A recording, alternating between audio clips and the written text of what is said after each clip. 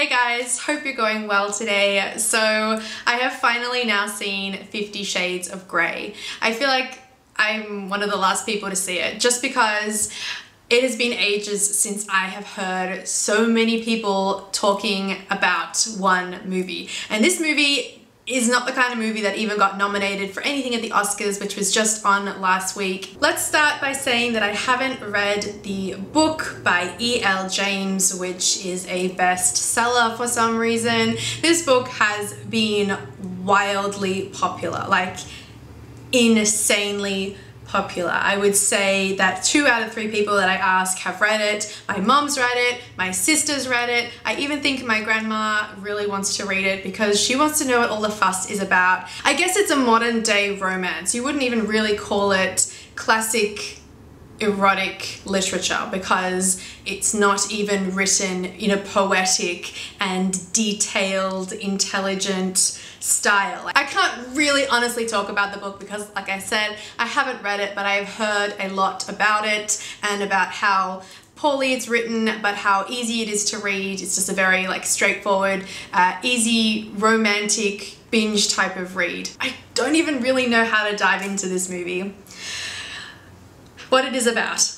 It is about a young woman named Anastasia who is a more down-to-earth, you might even say introverted, normal, nice, well-rounded woman, and she comes across Christian Grey, who is a billionaire of a very well-prestigious company. So as the romance between the two of them develops, he tells her that he is not into romance. He's not into the whining, into the dining, into sleeping in the same bed, because he is into some pretty weird stuff. He has a playroom that he calls it, which is a separate room of his really expensive fancy apartment, which is filled with whips and ties and handcuffs and like all sorts of weird, torturous looking apparatuses which he likes to use to fulfill his desires. So if anything, it seems on the surface as quite romantic, but when they really start to get into it, it is clear that he is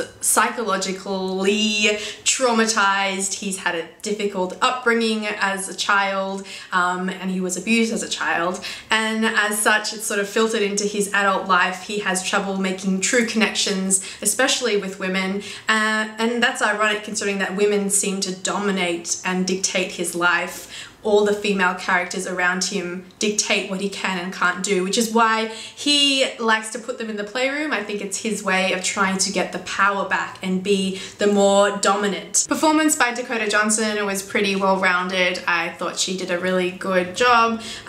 Jamie Dornan, however, was pretty uneventful and a bit stiff and boring. I don't think he had any danger or charisma to him whatsoever. In fact, if anything, he kind of felt like a bit of an indulgent, spoiled little brat who was just used to getting his own way all the time. Okay, so they are my thoughts on the infamous 50 Shades of Grey. Make sure you let me know what you're thinking in the comment section down below.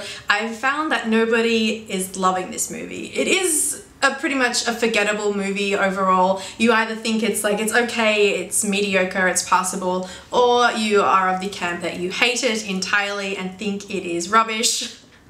Either way, yeah, let me know. I'd really like to know. And also it's got a second and a third movie that are already in the works, of which I am not interested in at all. So yeah, we'll see how much interest that generates after this first movie. I mean, this first movie did really well at the box office, so I guess we will wait and see. Make sure you subscribe to my channel to keep up to date with my other movie and TV reviews, and I will talk to you guys soon.